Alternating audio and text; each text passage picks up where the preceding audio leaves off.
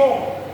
Maybe the first 3 months, maulaw kita gani sa pagdala sa balaang kasulatan ngadto sa simbahan. Usahay di patay gusto mahibawan na kita mga sumusunod ni Jesucristo.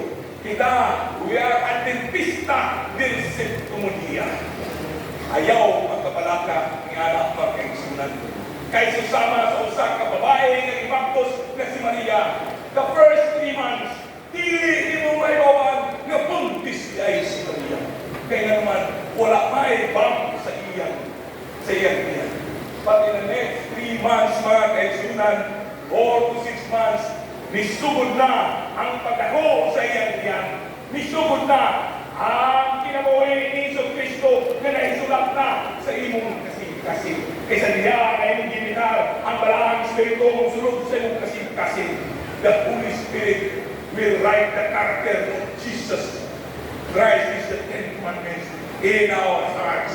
No longer na ato ang paningkamutan ang pagsunod sa mga balawod sa Diyos. No longer will do that because we will be happily responding to the love of Christ, the mercy and grace that we have been given. We also respond the love back to God by living the life of Jesus Christ in our lives. Osa, by the 7 to 8 months, ang tiyan sa usa ka baptos ni Maria susama na sa parehas kaya. We are so pregnant with Jesus Christ in our lives. Klaro, tataw na kayo sa ato mga gawin. Wala kay bisyo, tulog na sa kaagod. Ikaw kanhing pasagulero, kahung sa napag-responsable na mahal sa pamilya. That is not self-improvement. That is Christ living in your life, mga kaigsunan.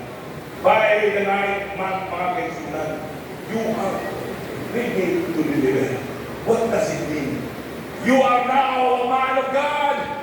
The Christ Jesus that wants you to become a person who is living the life of Jesus Christ. All of the qualities of Jesus Christ, adlaw-adlaw na nimong gibansay-bansay, ang pagkamaadho, ang pagkamahigugmaon, ang pagkamahinagtuson, o ang tanang bunga sa balaang Espiritu na anak.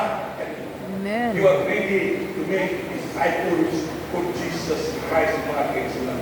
You are ready to deliver what was done to you. You will replicate the pattern, mga kaigsunan. Mao ka na ang pattern throughout the history.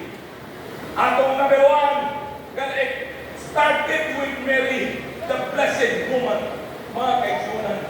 Dito sa iyang sakupunan, nang himugso si Jesucristo. O si Jesucristo mao ang tinapay sa kinabuhi, na mao ang kahayag sa kalibutan, nagpakamatay sa cross. O atong nadawat ang grasya o